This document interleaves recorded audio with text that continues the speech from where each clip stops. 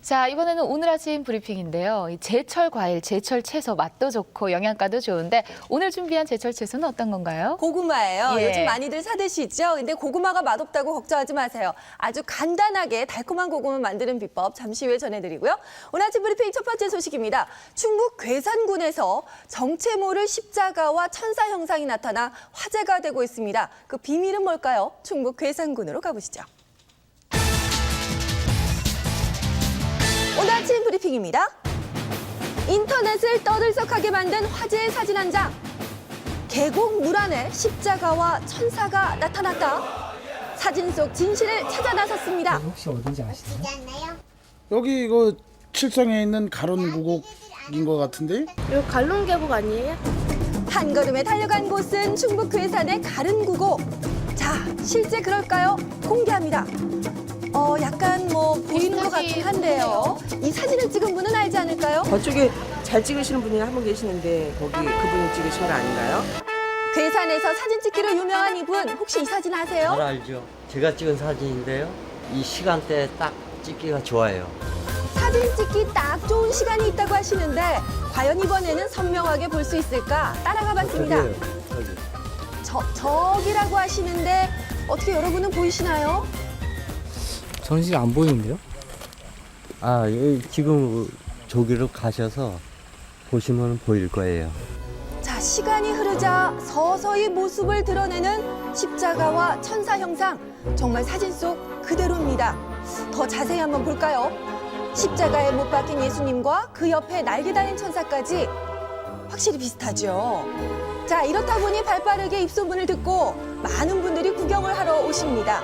관광지를 방불케 할 정도라고 하는데요. 이게 뭔지 이게 물속에 있는 거 누가 이제 일반 사람들은 알겠어 이거 신기하죠. 이거 보이긴 보이는구나.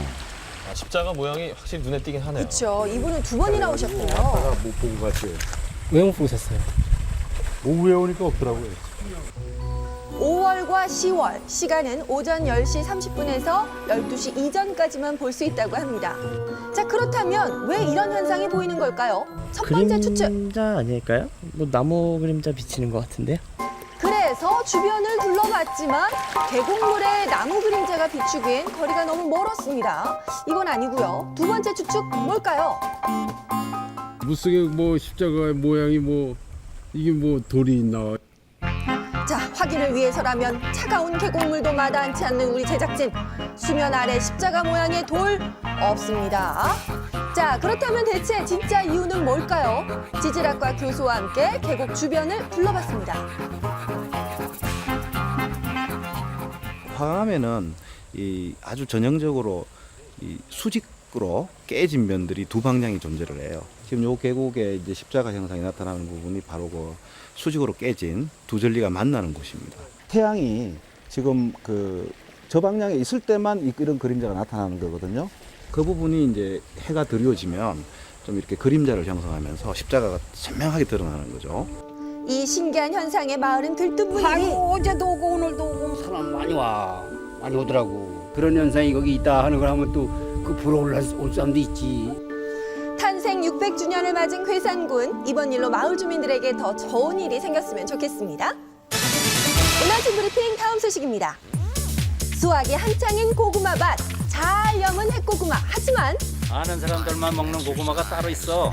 따로 있다고요? 그 비밀이 숨어있는 곳으로 따라가 봤는데요. 겨울잠에 들어가는 거지. 핵고구마보다 저장고구마가 훨씬 맛있다고 하시는데 그래서 실험을 해봤습니다. 과연 시민들은 어떤 고구마가 더 달다고 느낄까요? A 접시의 고구마가 더 많은 표를 얻었습니다. 선택하신 A가 이거 중에 어떤 거 같으세요? 다 핵고구마를 고르시는데요. 사실 A 고구마는 한 달간 저장해둔 고구마였습니다. B가 핵고구마였는데요. 수확할 당시에는 고구마 전분으로 저장이 돼 있어 단맛이 조금 떨어집니다. 저장돼 있던 전분이 조금씩 분해가 되면서 당이 생깁니다. 그래서 저장된 고구마들이 훨씬 조금 더 맛있어지는 거고요. 시들의 포효도 더 달고 맛있다는 겁니다. 표면이 약간 마르는 과정에서 좀 깔끌깔끌해지는데 숙성 안 한 거는 살짝만 해도 이렇게 표피가 잘 까져요 이렇게. 그렇기 때문에 숙성을 꼭 시키는 거지. 수확이 된 이후에도 숨을 쉬면서 전분을 당분으로 바꾸는 고구마. 그렇다면 그만큼 오랫동안 잘 저장하는 노하우가 필요할 텐데요. 처음에 뭣도 모르고 방고구마를 샀는데 너무 퍽퍽해가지고 애들이 안 먹더라고요. 그래서 그 고구마를 좀 어떻게 할까 하다가 자, 맛이 덜한 햇고구마를 30분 만에 달게 만드는 비법 공개할게요.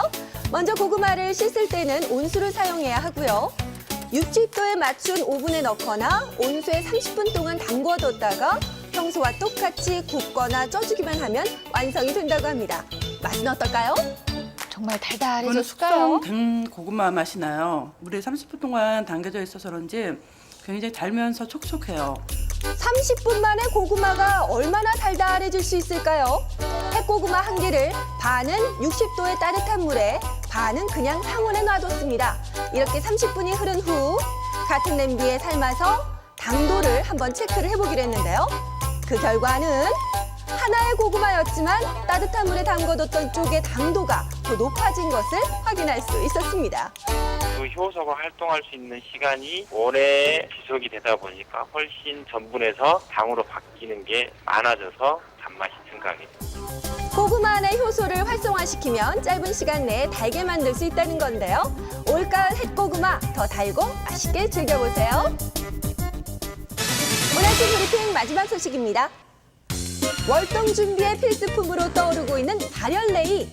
소재가 이제 발열을 할 수 있게끔 나와 있는 소재예요. 움직이면은 뭐 한 3도 정도 차이 안 나는데. 추워진 날씨 탓에 그 인기가 날로 높아지고 있는데요. 그런데 춥다니까 사러 가자 해가지고 갔거든요. 이걸 보여주시더라고요. 이게 조금 지나면은 되게 따뜻한 거라고 막 이렇게 또 얘기를 하시니까 저희는 이 부분 입장은 아니니까. 네, 점원의 추천에 엄마 것까지 2벌을 구입했다는 은영 씨. 그런데 그 효과가 생각했던 것과는 달랐다고 합니다. 발을 예복은 따시다 그랬잖아요. 따신 건 모르겠고 촉감만 좋더라. 촉감은 좋다. 그냥 돈 값어치를 못하는 거지. 이제. 네, 그래요. 정작 추운 날씨엔 입고 나가기 망설여지기도 한다고 합니다. 과연 발열레이 효과가 있는 것일까? 실제로 레이를 입고 온도 변화를 실험해보기로 했습니다. 자, 2명에게 일반 레이와 발열레이를 입힌 뒤 움직임이 없는 상황에서 적외선 열화상 카메라로 체열 온도를 측정해봤습니다. 그리고 레이를 입은 상태에서 충분한 운동으로 땀을 내서 온도를 다시 한번 측정을 해봤는데요. 발열레이라는 게 원래 움직이면 열이 난다는 거잖아요. 그렇죠. 5분이 지난 후에 보시면 큰 차이를 보이지 않았습니다. 두 번째 실험 참가자 역시도 비슷한 결과가 나왔는데요. 이유가 뭘까요?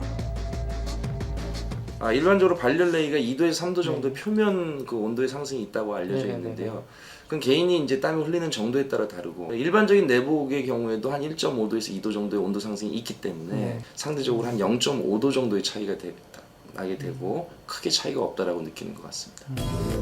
사람이 피부로 느끼기에는 어려울 정도로 미미한 온도 차이를 보인다는 발열레이. 이런 결과에 대해서 발열레이를 판매하는 업체의 얘기를 한번 들어봤습니다. 구체적인 온도가 올라간다 이런 내용까지는 지금 발표를 하고 있지는 않아서요. 자세한 내용을 말씀드릴 수는 없지만 시험을 받은 내용입니다. 사설 검증 기관에서 시험 인증을 받아 문제가 없다는 설명인데요. 발열 효과에 대한 부분에 대해서는 어떻게 얘기할까요?